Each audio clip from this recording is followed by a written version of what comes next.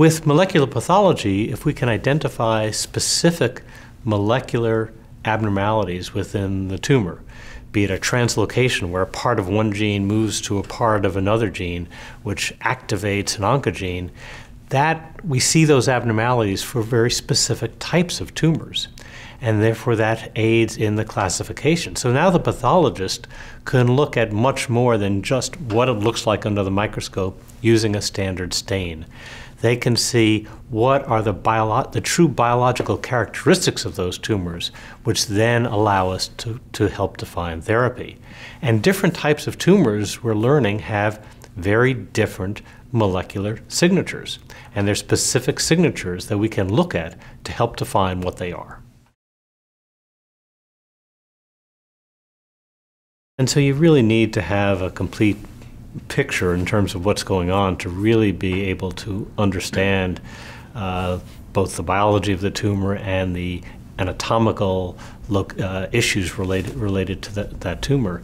And then it's a give and take, because oftentimes the referring physician is going to be dealing with this patient on and off in the future. And so we just try to be sure that the referring physician understands what we think, that we get the full information so we can make a full report back to that individual and pull together a therapy that makes sense, dealing with both the issues of maintaining good tumor control and giving the patient as close to as possible a normal lifestyle, given the fact that some of these patients live 200, 300 miles from here.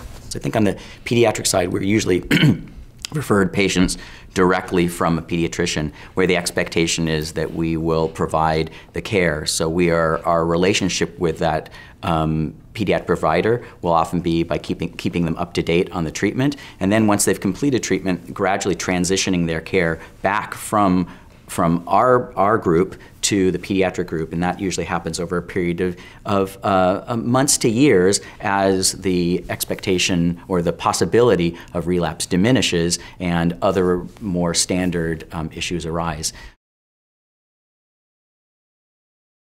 Well, I obviously love taking care of patients and being able to help patients, and that's the critical part of my job, without which nothing else would be important. But otherwise, I like doing a lot of things. I don't like doing one thing all the time. So I love interacting with people. I love understanding the science of the disease and understanding of the disease process, to work with colleagues to think about ways to change management of tumors, to being able to do a better job of the future, and then being able to teach that to individuals, both medical students, residents, other physicians around the country. And it's the combination of all of those that makes my job great.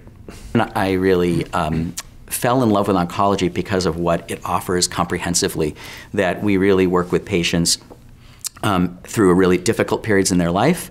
In pediatrics, we work with entire families, and that involvement at multiple levels was extremely rewarding.